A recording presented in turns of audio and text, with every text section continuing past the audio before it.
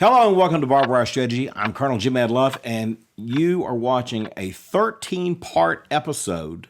This is number 11, by the way. A 13-part episode of a special edition I'm doing on the Order of the White Elephant. It's a trophy. If you haven't seen the first 10, I encourage you to go back right now. You can punch this thing up here and go back and watch all 10 up to now. But if you're all caught up, then we're not going to delay any further. But this trophy is made out of many exotic woods. It was glued together and laminated, and then it was turned in the wood shop. And I'm showing you how to make it.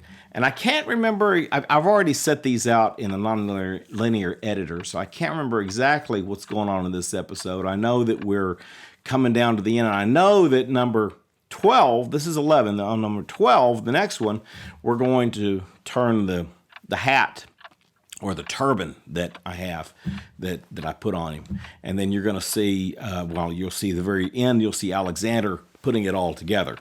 And then also the base. The base is on the next one, I believe. But this one is the last part in preparing this trophy. So we'll see you on the other side of this. Enjoy the show. I'm just going to sand these in and make it just look like an ancient column. But, I mean, it's not traditional at all, but I'm going to go ahead and accept this because I think it's got some real potential. So we're going to just go with it like it is. I'm going to start sanding it right now.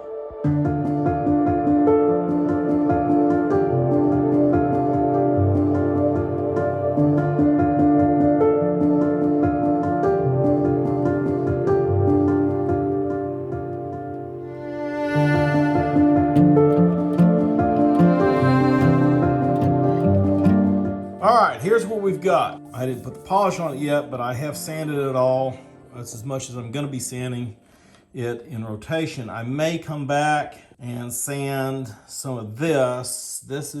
Was hoping that would get smoothed out a little bit more in the sanding, but it didn't. But it does give it that ancient look. And once I get some burn polish on it, it's going to fill in a few of these gaps. But I think it came out all right. What do you think? You can put in the comments down below what you think of this column. And I know it's not a traditional column. It's not like the one I showed you that was last year's. But hey, you know what? This is the part of the fun of woodworking. You learn new things. You discover new things that kind of come forth in the creative process. So there you go. Let's put some polish on it.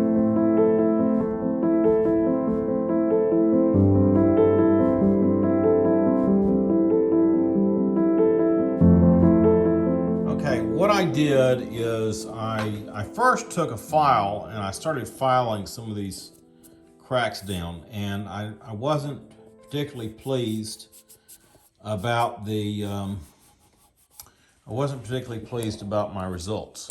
And so I remembered I had this stuff here, this Timbermate. You could buy this in different colors. Now this particular one was bought for a reddish wood, so it would count as for Paduke or anything else. You can see I've used some of it. And basically I spit in it. I know everybody's going to say, oh, he spit in it. Well, it needs moisture or water. You can put water in it, but saliva works too. And so what I do is I get some goo on here, and let's see. So what you do is you kind of get it in there and get some spit or put some water in there. I don't have time. I don't want to go in there and get water. My saliva's good enough for me. You get it into a good glue substance, and then you take it over here on your piece. It's got a split in it, and for example, we've got these pieces here, and that just kind of bothers me. So I'm going to go in here. I'm going to rub that in. So it's kind of like concrete, kind of on a small basis. And I put it in all the cracks. Let's see if I've got any more here. I don't see any others. Okay, so the big crack was right here. And so I put that in there, and I smoothed it out. Put a little bit more in there because I got it on my finger. And then we're going to let that dry because it's got to cure for a while, probably a day. I'll see if I can get some of this. I don't necessarily need it in my ridge, and it'll just dry up in there, and I'll have to take it out anyway, so. It's not going to fill in all the cracks, but the major one, like the one right here, where I'm now goofing it up and mucking with it. But if you put this stuff in here, if you get a crack, you know, this is for furniture repair or anything, and you get it in there and you can let it dry, and then we're going to come back. It'll probably be tomorrow or the next day. I'll come back, I'll let it dry. And it gets hard, it gets real hard. And then you come back and I'll sand it again.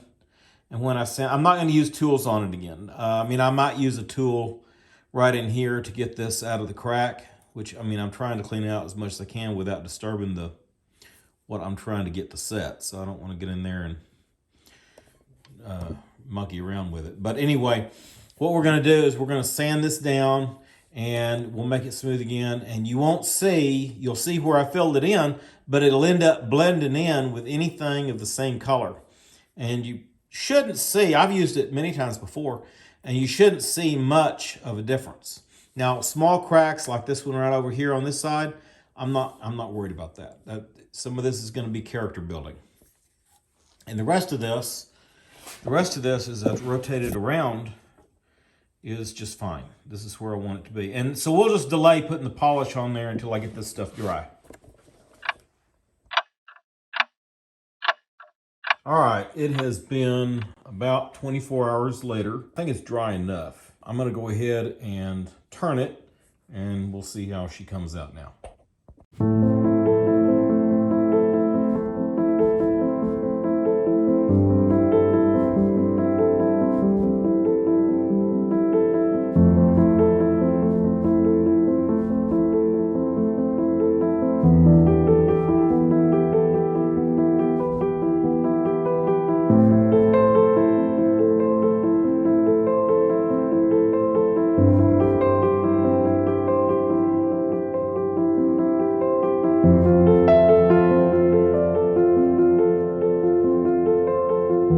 Turned it and I sanded it, and right here you see was one of the gaps right there, and I think it's definitely improved. I think I'm happy with the results. There's a little bit of a gap here. I've got some gappage here I filled in.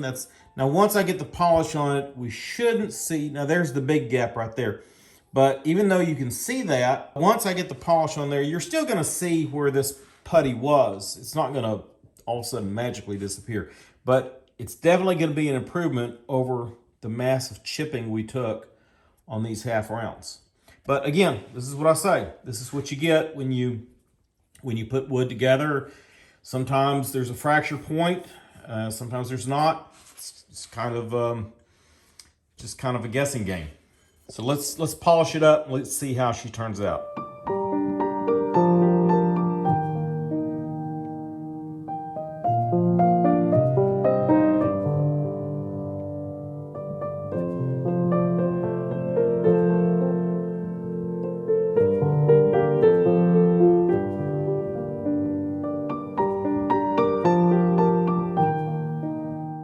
All right, here's what we got. This is sort of the end result. Well, of course it's not finished. There's a little bit more work to be done. But as you can see here, what we've got is, now the end here doesn't have to be polished because that's going to be glued up against a base. And of course this part here, I'll have to work on that after I take it out of the lathe, because that's where the little man's going to be mounted. So officially it'll kind of be mounted like this. So this will right here be the bottom, and this will be the top, and the little man will be up here, and the base will be down here. But I think she turned out fairly nice. Yeah, I'm very happy. It's again, we didn't end up with the slim casing of a column as I did last year, but I kind of like this barrel look on this. And you see, everything is always, depending on what you're turning, it could turn out different ways. And I just like the whole oval. Now, if I'd gone ahead and taken this down to a slim column, we would have lost these pieces on the outside that are these egg-shaped pieces like that right there. Anyway, I think it turned out all right. Let's go on to the next step. I have added a second coat to this, and there was no point in filming it because basically it's repeat and repeat of what you saw before. But I think it has come out to be, now here we can see the gouges that we had, but they're not anywhere near as bad as they were. And you're never going to get everything exactly perfect. But you know, that just adds to the human imperfection, the artistic whatever. Anyway, I think it's turned out great. Again, this is going to be the top, this is the bottom, so it's going to look kind of like that when we get it all set up. And we're going to go ahead and take it off because we are done. We're done with this, but of course I'm going to have to do a little work here on each end so that I can put in the tinions to mortise that to either the little man or the base. All right, what we're going to do now is we're going to take out this little bit right here that we see, and I'm just going to use the Dremel, and I'm going to go ahead and take this portion out because it's raised up just a little bit. And we can fast motion through that.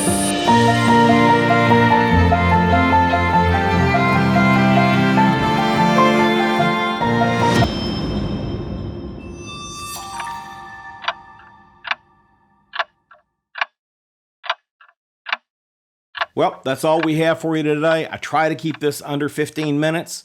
And so join us next time on episode 12. And I do know what you're going to see on 12. On 12, you're going to see the turning of the turbine and then putting everything together from all of its parts, mortising it all together and gluing it up. And then the 13th episode, I'm going to show you what happened at the party whenever this guy gave his gift and what a great gift it is, and exactly it'll explain why he got this particular trophy. So until next time, I'm Colonel Jim Ed Love. This is Barbed Wire Strategy. We'll see you on episode 12.